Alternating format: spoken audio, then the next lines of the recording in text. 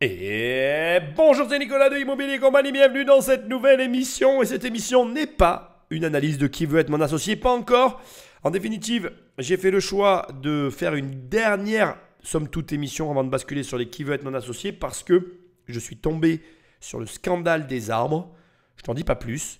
Je trouve que quand même, voilà, ça me dérange cette affaire, donc j'ai envie de t'en parler. Pour t'expliquer la situation, j'ai entre les mains 2 reportages. Vraisemblablement, je vais m'en servir que d'un seul, mais il est possible que je te mette les 2. Je t'invite vraiment à faire des recherches là-dessus. C'est un peu scandaleux. Tu vas voir que c'est lié à l'immobilier, de façon tout à fait amusante d'ailleurs.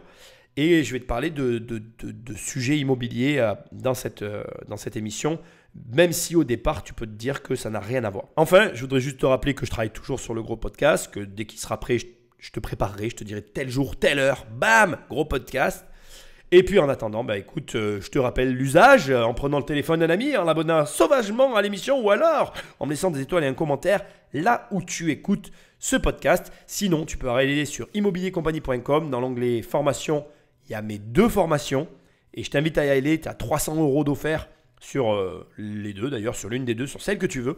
Ou alors, tu vas dans l'onglet livres, tu cliques et tu reçois mes livres dans la boîte aux lettres. Ou alors, tu vas dans l'onglet coaching, tu cliques et on travaille, toi et moi, sur ton projet. Et j'insiste sur le fait que c'est moi que tu vas avoir au téléphone et pas je ne sais qui d'autre, c'est moi qui m'occupe de ça. Voilà. Donc, sans plus de transition, Patrick Magnéto. Je m'appelle Mathias Bonneau, j'ai 32 ans, je suis bûcheron, écrivain et ce que j'aime par-dessus tout, c'est être en forêt. Donc c'est pas une légende, les bûcherons mettent vraiment des chemises à carreaux. Je l'ai mise parce que t'es venu. Non, en vrai, de manière thermique, c'est très intéressant parce que tu peux remonter les manches, tu peux déboutonner, tu peux gérer ta température très facilement. Allez, on voit bien l'éclaircie quoi. Celui qui va en profiter le plus directement, c'est celui-là. C'est ça la technique. Couper un arbre pour laisser de la place et de la lumière à un autre qui va pouvoir s'épanouir.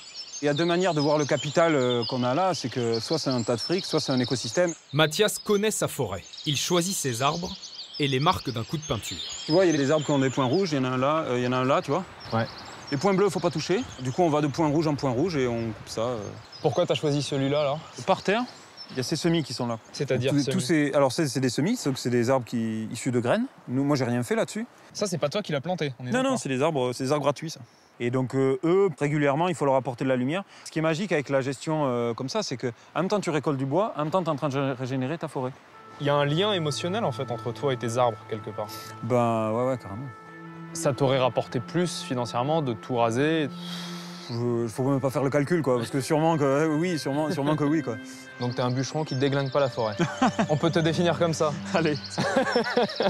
Le terrain lui appartient. Il l'a hérité de son grand-père. Ah, on est face à de la propriété forestière. Alors, si tu ne le sais pas, les propriétés forestières te permettent de bénéficier de mécanismes fiscaux. C'est des avantages fiscaux en France. Mais vraisemblablement, je réouvrirai cette parenthèse durant l'émission, je pense. Je vais me concentrer sur 2 choses. La première, ça peut être soit un tas de fric, soit un écosystème. La deuxième, la gestion. Alors ça paraît fou. Peut-être qu'au départ, tu es en train de te dire « mais pourquoi j'écoute cette émission? Elle ne m'intéresse pas. » Et pourtant, si. On va commencer par la gestion. En fait, là, tu viens de voir quelqu'un qui gère une forêt. Et il gère une forêt comme tu dois gérer tes finances. Ce qui est intéressant, c'est que quand il fait sortir un tronc, il le fait sortir à l'avantage d'un autre arbre ou d'une nouvelle pousse.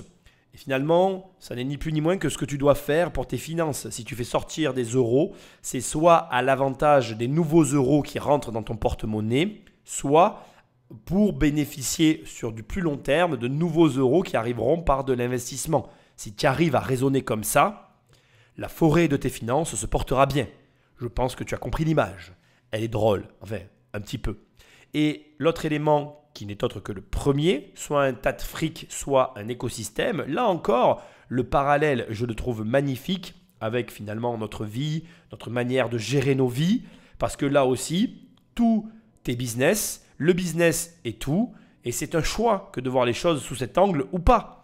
Et en définitive, tu peux créer autour de toi un écosystème qui va te permettre bien de faire en sorte que tes finances vont se porter de mieux en mieux, ou comme la plupart des gens font, tu décides d'ignorer cet aspect de ta vie, l'argent, les finances, et dans ces cas-là, ne t'étonne pas si ça se passe mal. En fait, ce qui est intéressant, en tout cas moi, c'est ce que j'ai ressenti en décidant de faire cette émission, c'est que tant que tu ne t'intéresses pas à une chose, tu ne lui donnes pas de l'importance. Et tant que cette chose n'a pas d'importance, tu ne vois pas ce que tu peux faire avec. Avant que je fasse une émission sur le bois et le scandale des arbres, je n'avais aucune notion de ce qui était en train de se passer sur le territoire français au niveau des forêts. Je viens de le découvrir, on m'en a parlé ce week-end et j'ai décidé de t'en faire une émission.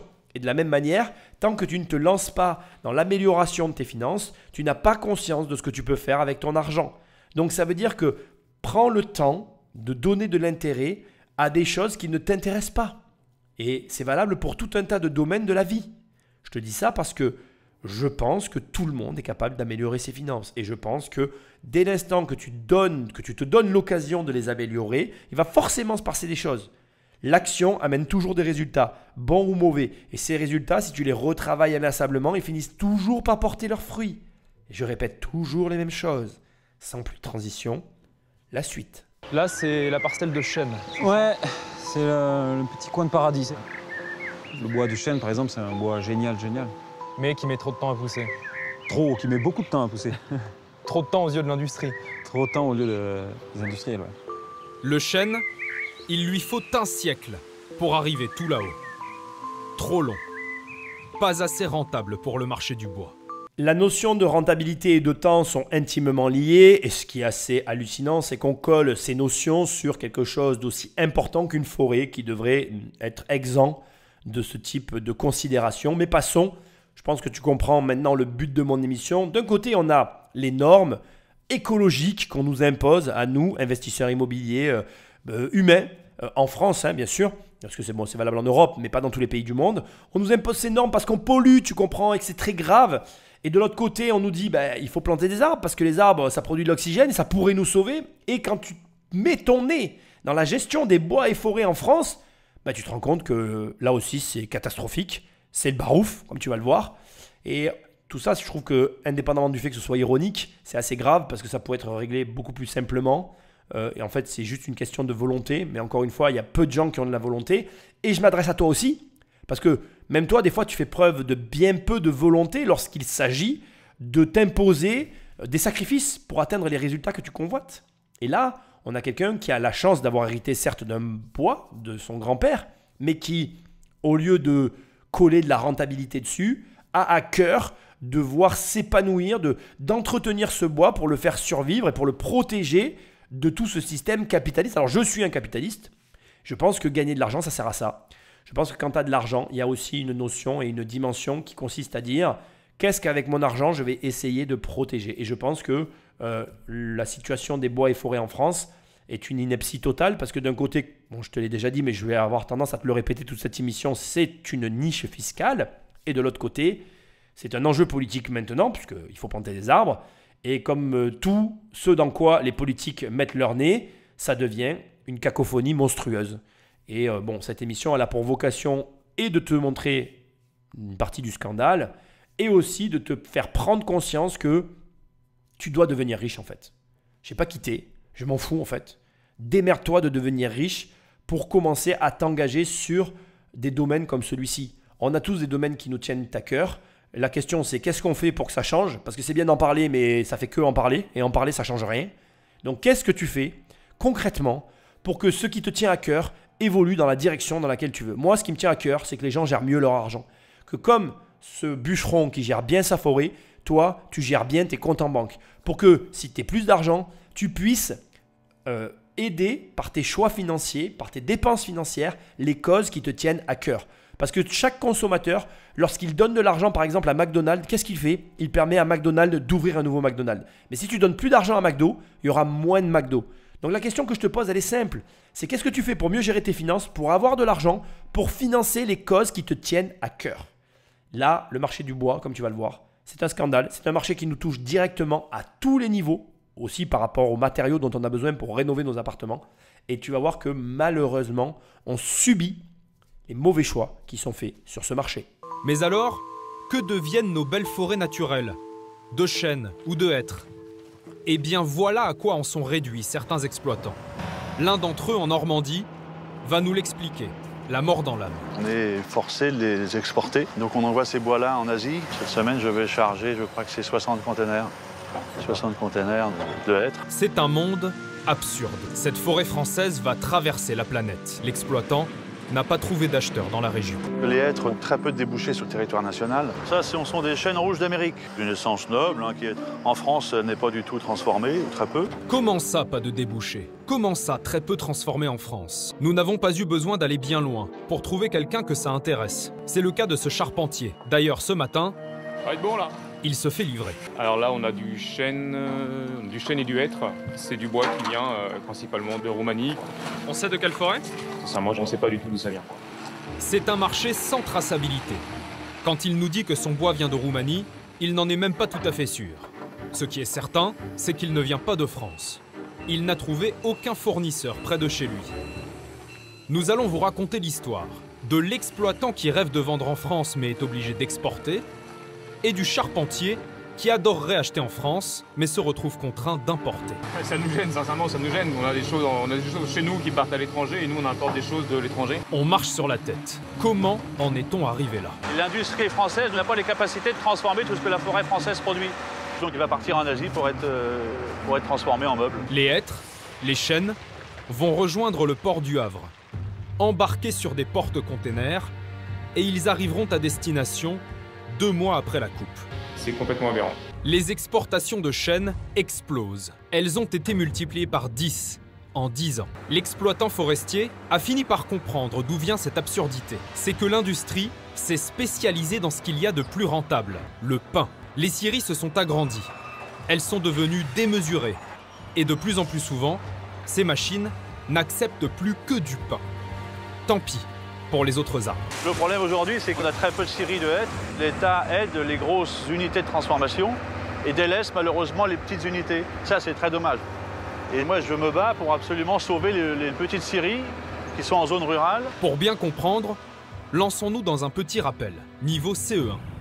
La différence entre le feuillu et le résineux. Le feuillu, comme son nom l'indique, a des feuilles qui tombent à l'automne. Le résineux, lui, possède des épines qui restent vertes toute l'année. Le résineux a cet avantage de pousser 2 fois plus vite que le feuillu. Et il est très facile à transformer. Ce sont des troncs bien droits, toujours le même diamètre. Il y a très peu de nœuds. Bref, l'industrie en raffole. Le seul problème, c'est que dans les forêts françaises, il y a principalement du feuillu. 2 tiers de feuillu, 1 tiers seulement de résineux. Alors la plupart des propriétaires se sont adaptés. Ils plantent du résineux. Toujours du résineux.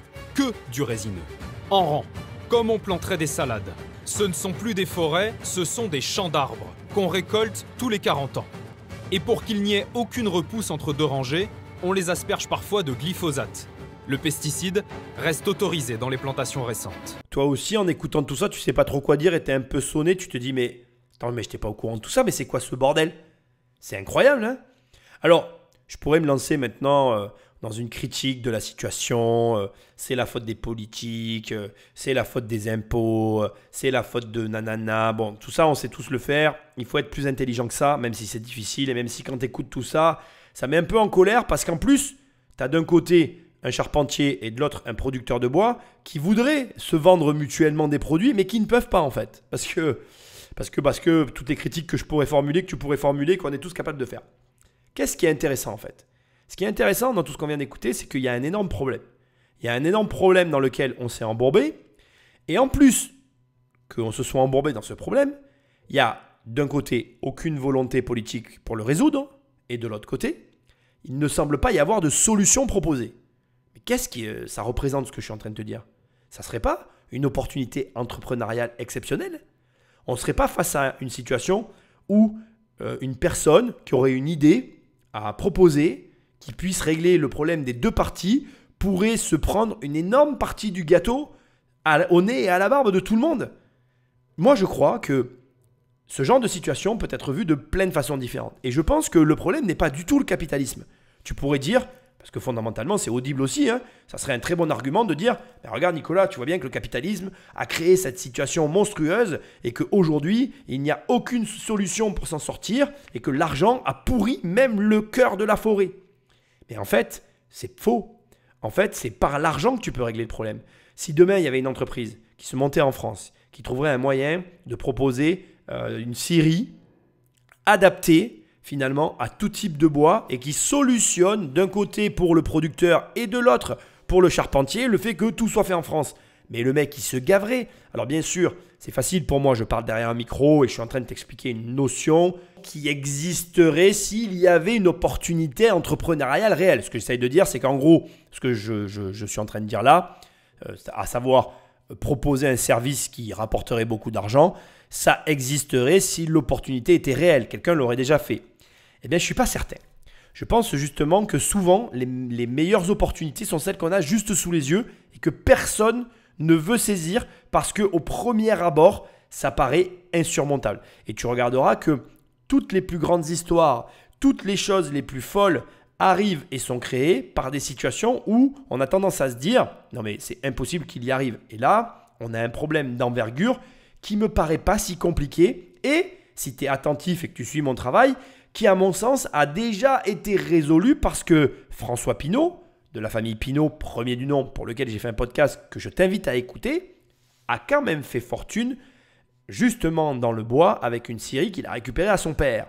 Et je pense qu'il y a encore une nouvelle opportunité sur ce marché parce qu'entre-temps, comme on est en train de le constater là, c'est clairement parti n'importe comment. D'abord parce qu'il n'y a aucune volonté politique et comme je l'ai dit au début, je ne critiquerai pas cet aspect-là, mais c'est quand même une réalité. Mais de l'autre côté aussi parce que la mondialisation a favorisé et a facilité le fait que l'on bascule sur le système que l'on est en train de voir ici, à savoir le bois qui part en Chine, il est transformé, il revient en France parce qu'on achète les meubles en France mais ils sont fabriqués en Chine. Enfin bref, ça n'a ni queue ni tête, c'est absurde, mais c'est comme ça. Et je pense encore une fois, et je le répète, qu'il ne sert à rien de critiquer, mais bien plutôt de se dire comment je peux régler le problème. Alors, tu vas voir des militants, il y a la manière forte, on va dire, c'est de militer. Moi, je ne crois pas à ça. Je crois que le meilleur remède contre le capital, c'est le capital. Alors, crée ta boîte et vas-y, bouffe-moi ce marché parce que pour moi, il y a une vraie opportunité. Là, on a vraiment l'impression d'être dans la zone de combat entre la vieille forêt naturelle et de l'autre côté, les plantations, les monocultures qui avancent petit à petit. Ouais, c'est exactement ça. Et comme sur une ligne de front, en fait, c'est le no man's land où c'est le chaos. Tu as des tranchées, tu vois, les ornières, on peut dire que c'est des tranchées. Magnifique forêt, les Douglas qui avancent, ce rouleau compresseur qui avance en rang. Tala, tala, tala, tala. Le Douglas, c'est un arbre que nous sommes allés chercher en Amérique du Nord. En 30 ans, la production de Douglas en France a été multipliée par 6. Et pour planter à cet endroit, il a fallu détruire une belle forêt naturelle de feuillus. Nos vieilles forêts sont pourtant notre meilleure arme contre le réchauffement climatique. Ce sont elles qui absorbent le plus de CO2. Elles gardent le carbone dans le bois et dans le sol. Mais quand on remplace cet écosystème riche, foisonnant, par une plantation de pins bien ordonnée où rien ne dépasse, cela stocke beaucoup moins de carbone. Selon une étude récente, 40 fois moins. C'est un délire parce que tu te rends compte qu'en fait, on est là à nous demander à nous encore de faire des efforts, on les répercute sur notre mode de vie au quotidien, alors que de l'autre côté, pour les besoins, on va dire, débridés et sans contrôle mondiaux de demande en Douglas, là, on ne contrôle rien, on laisse faire tout le monde n'importe quoi. Donc, tout le monde plante du Douglas en détruisant finalement les forêts naturelles qu'il y a en France et en laissant les gens faire ce qu'ils veulent pour des raisons financières. Et c'est fou parce que je n'ai pas l'occasion de parler de ces sujets déjà dans toutes les émissions que je peux produire. Mais moi, ce qui me tue le plus, c'est qu'on est quand même dans le pays où on crée des lois à tous les niveaux. Et là, sur la niche fiscale des bois et forêts, parce que c'est une niche fiscale, il faut le savoir, hein, tu payes beaucoup d'impôts en France, tu achètes des bois et forêts, eh ben, tu vas réussir à réguler ta fiscalité. Eh bien, sur cette niche fiscale-là, on va fermer les yeux. Alors, certains vont dire, et ils vont sauter sur l'occasion pour dire « Oui, mais c'est parce que c'est les riches, c'est du lobby, gna gna gna gna ». Un petit peu facile et simpliste comme analyse. Je pense que, et c'est mon opinion personnelle, je pense que la France est une entreprise, que même si les États, pour diverses raisons, ne se gèrent absolument pas comme des sociétés, On a une balance d'import-export qui doit être respectée. On a une énorme surface de forêt en France qui n'est pas exploitable en l'état parce que malheureusement, nous n'avons pas des résineux. Mais je suis désolé de ce que je m'apprête à dire. Quelque part, c'est un peu bien fait, je trouve. Parce que à vouloir toujours la rentabilité sans chercher l'efficience sur ce qu'on savait faire.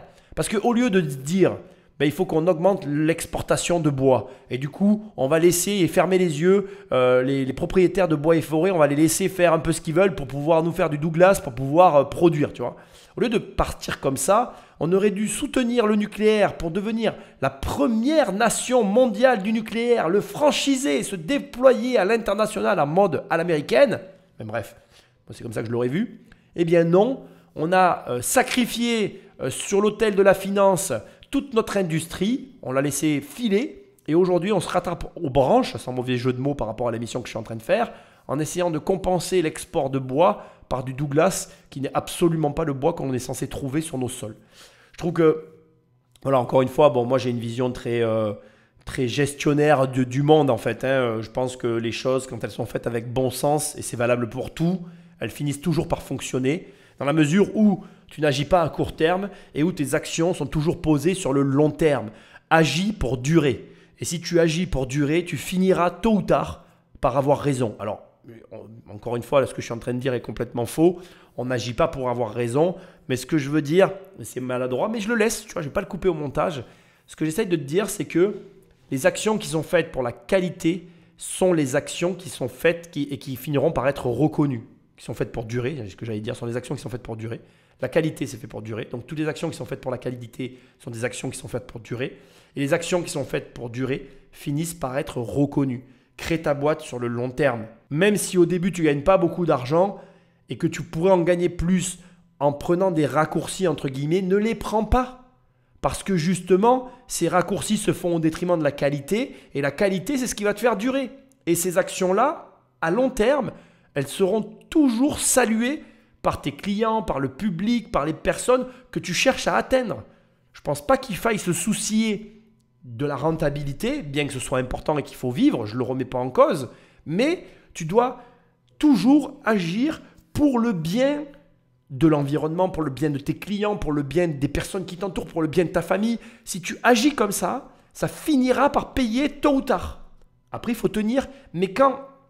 Et je vais le dire parce que c'est ce que je pense, mais quand tu fais les choses bien parce que tu veux bien les faire, tu tiendras, tu trouveras un moyen en fait. Alors je sais que c'est dur, je sais que, je ne vais pas rentrer dans tout ça, mais tu vois ce que je veux dire. Je pense qu'aujourd'hui, on agit trop pour l'argent. C'est important l'argent, je suis le premier à le dire, je suis le premier à le mettre en avant. Je pense qu'il faut s'en occuper, etc., etc. Mais je pense aussi qu'il faut quand même conserver un niveau de qualité élevé dans tout ce qu'on fait.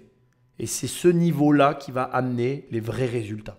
Et voilà, une partie de moi a un sourire en coin, c'est très déplacé, mais je suis obligé de te le dire parce que tout ça, finalement, c'est juste que payer une addition de mauvais comportements.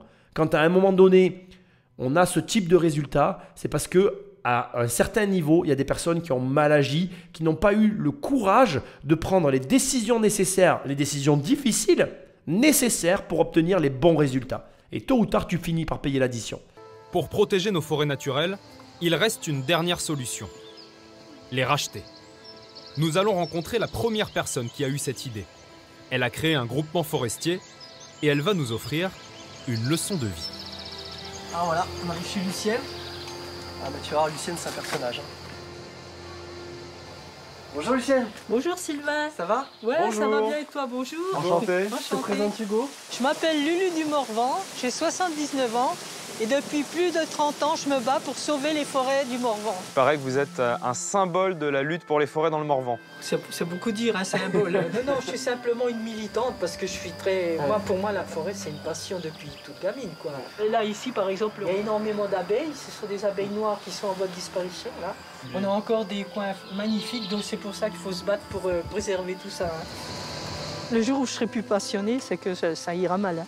Cette ancienne comptable va nous présenter son trésor, la forêt qui appartient à son collectif. Elle a mobilisé 900 habitants qui se sont cotisés pour acheter des parcelles. Si vous l'aviez pas racheté, cette forêt, on serait au milieu des Douglas, là, alors. Oh ben, c'est problème. Comment on peut imaginer transformer des beautés pareilles en usine à bois? C'est terrible, quoi. Cette forêt, il l'exploite. Il coupe quelques arbres de temps en temps, en veillant à ne pas trop bouleverser la nature. Le gros chêne, là, cet arbre-là, il est magnifique. Et regardez ce tronc. Moi, je dis tout le temps, ce chêne-là, moi, je dis, tiens, je vais me faire mettre Mésandre au pied, parce qu'il est trop beau. C'est en fait le symbole de cette belle forêt, quoi. Cette forêt, vous l'avez sauvée? On l'a sauvée, alors c'est le bonheur. Vous, si vous venez ici avec vos enfants, vos petits-enfants plus tard et tout, ben vous pourrez expliquer l'histoire d'un combat avec des résultats quand même spectaculaires, parce que c'était pas facile, hein. Il faut imaginer Lucienne dans les années 80. Il y avait déjà des coupes rases et beaucoup de sapins Douglas. Elle a compris ce qui était en train de se passer. Lucienne a vu arriver l'industrialisation de la forêt. Quand il y avait des coupes rases, je prenais des photos. Je me suis fait plusieurs fois courser par des forestiers qui étaient en train d'exploiter. Dans la forêt? Ah bah oui. Vous courez après? Ah bah oui, parce qu'ils voulaient pas que je prenne des photos. Ah bah oui. Donc moi j'ai eu des tas d'aventures comme ça, hein. Moi c'est la colère qui me tient. Parce que souvent j'étais découragée, hein. J'ai eu des moments difficiles et je me disais allez, faut arrêter, tu peux plus. Et hop, je passais sur une route départementale, tombais sur une coupe rase énorme. Alors là, scandalisé, j'ai dit ah non, ne lâche pas, parce que c'est pas possible de laisser faire ça. Je trouve ça fabuleux parce que déjà, il faut l'imaginer dans les années 80. Je veux dire, c'était il y a très très longtemps. Et ensuite, elle a trouvé la solution par le capitalisme en créant un groupement forestier, en rachetant les parcelles. Boum, fin du game. Ça te montre que d'abord, tout est possible. Et ensuite, ce qui est intéressant, c'est l'utilisation de la colère. On est tous en colère pour diverses choses. Et tu as le droit d'être en colère. Et bon voilà, je ne vais pas rentrer dans cette discussion.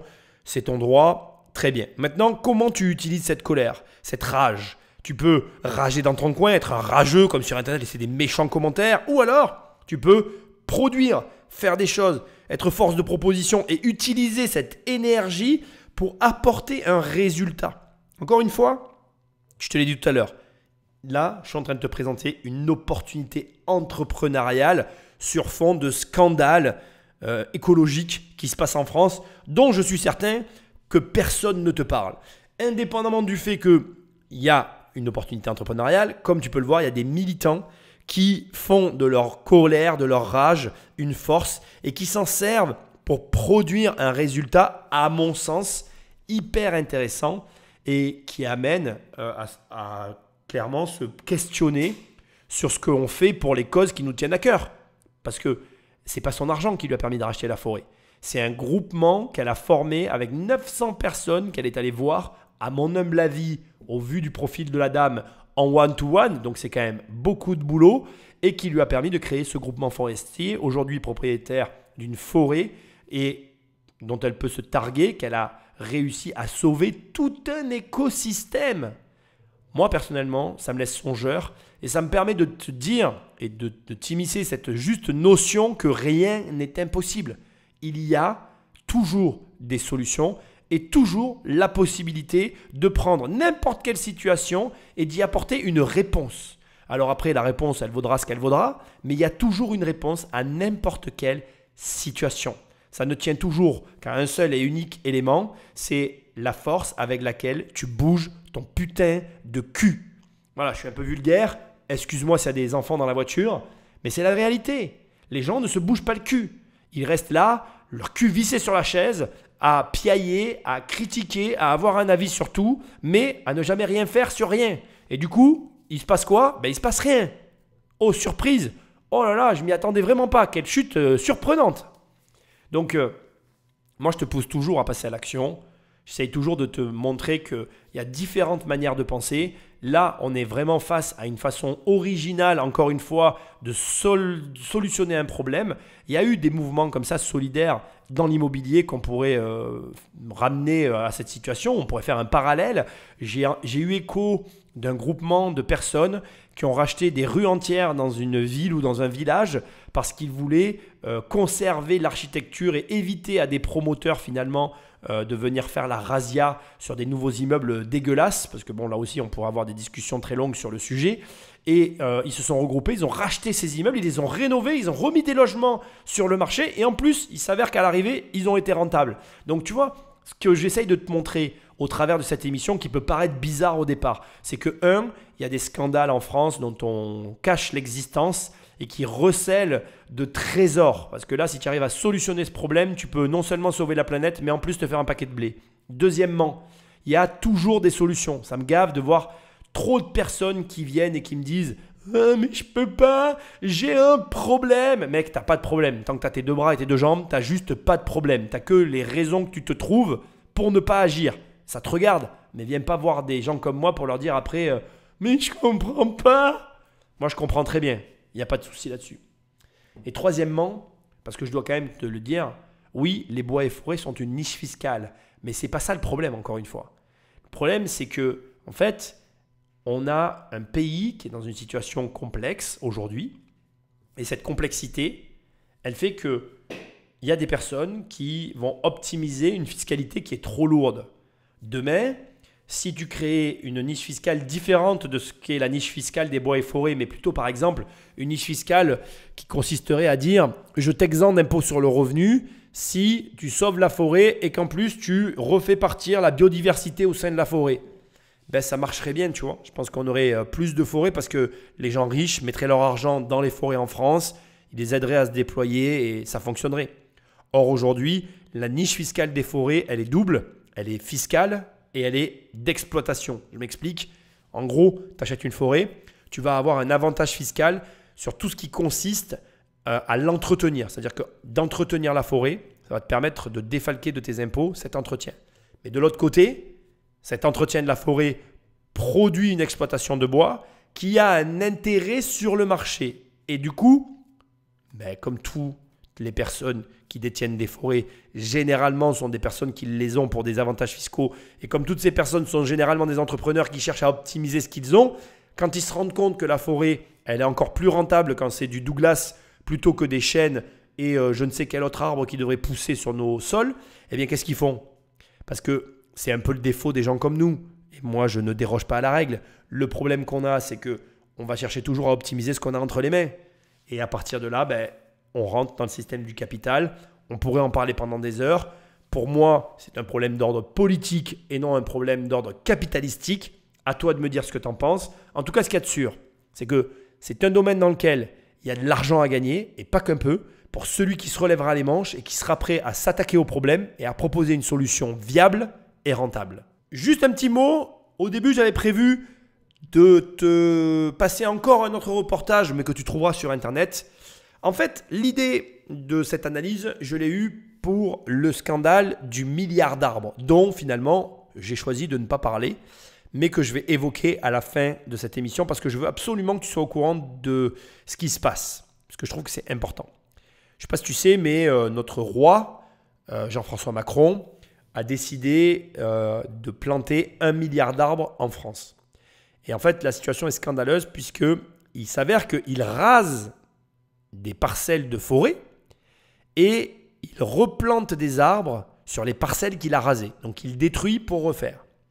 L'ironie, c'est que les arbres qu'il plante ne poussent pas et que dans le milliard d'arbres qui est censé être planté, sont comptabilisés sans aucune différenciation les arbres replantés qui sont morts et les arbres replantés qui ont pris. Donc tu vois déjà l'absurdité là encore de la situation. Sans compter que pour qu'un arbre puisse pousser, il lui faut de l'ombre. Il lui faut l'ombre de ses congénères. C'était le travail des forestiers. En fait, un forestier, ça fait quoi? Ça va venir abattre les arbres trop grands, trop volumineux, trop vieux et trop abîmés qui empêchent les jeunes pousses de pousser. Normalement, quand un forestier fait bien son travail, en général, quand il abat un arbre, c'est au bénéfice de plusieurs autres arbres. En gros, c'est un équilibre qui consiste à dire « j'abats cet arbre, je vais avoir en contrepartie 3 ou 4 petits arbres qui vont pousser et en plus, je vais avoir X arbres autour qui vont bénéficier d'un peu plus de lumière et qui vont réussir à s'épanouir que plus. Et en s'épanouissant, ils épanouiront les bébés arbres qui sont en train de pousser. » Donc tu vois, c'est tout un art, un petit peu comme ce que moi j'essaye de t'enseigner avec la gestion de tes finances. Et aujourd'hui, ce qui est hallucinant, c'est que tout ce que je suis en train de te raconter là, c'est-à-dire le ratiboisage de forêt, le replantage d'arbres sur des plaines arides qui ne poussent pas et qui meurent et qui sont comptabilisés comme des arbres plantés, tout ça, ben, c'est financé avec nos impôts. Et en fait, ça me saoule tellement que je voulais t'en parler. Du coup, je n'ai pas pris les passages où ça explique tout ça parce que en fait, c'est plus scandaleux. Bon bref, tu as compris. C'est plus un scandale qu'autre chose. Et mon but avec l'émission que je voulais faire ici, c'était pas de te scandaliser, mais plutôt d'essayer de donner des idées à ceux qui écoutent et de me dire, ben, autant profiter de proposer une émission qui ne soit pas énervante, mais qui montre qu'il y a des gens qui trouvent des solutions. Et d'abord, ben, si tu es peut-être en reconversion professionnelle ou que tu ne sais pas quoi faire, eh ben, je te donne une idée. Il y a tout un business à faire. Il est prêt, il est là. Il suffit juste de t'intéresser à tout ça. Et pour moi, en tout cas, moi, je vois plein d'opportunités entrepreneuriales dans ce métier et qui en plus peuvent être rentables puisqu'il y a une vraie problématique. Il y a des gens qui envoient des bois en Chine alors qu'ils aimeraient les envoyer en France. Et il y a des gens qui achètent du bois en Chine alors qu'ils aimeraient l'acheter en France. Donc je veux dire, tu n'as juste qu'à ouvrir une société en France et tu auras déjà des clients. Je veux dire, c'est pas compliqué quoi, tu vois. Je ne peux pas faire plus pour toi. Et ensuite, comme je te l'ai dit, le but, c'est pas de te mettre en colère et de t'énerver encore par rapport à l'État français. Le meilleur moyen de régler le problème, ben, c'est de régler le problème. C'est pas de le critiquer, de le pointer du doigt ou tu vois, de se mettre en colère pour rien. Donc, c'est une émission à but éducatif et aussi collaboratif dans le sens où je dis, ben voilà, il y a une problématique autour des arbres en France. Si tu as une autre idée ou le début d'une idée, creuse, parce qu'à mon avis, c'est un domaine bien où tu peux en tout cas te lancer et espérer faire quelque chose. Je te laisse liker, partager et me laisser un commentaire là où tu écoutes cette émission. Va sur immobiliercompagnie.com et dans l'onglet formation, il y a des formations, on travaille ensemble. Dans l'onglet livres, tu cliques et tu reçois les livres dans ta boîte aux lettres. Et dans l'onglet coaching, réserve 1 heure, une demi-heure ou 4 heures de coaching avec moi. Tu m'envoies les informations sur ta situation et on travaille sur tes projets pour que tu aies de gros résultats. Je te remercie, je te dis à très bientôt dans une prochaine émission. Salut!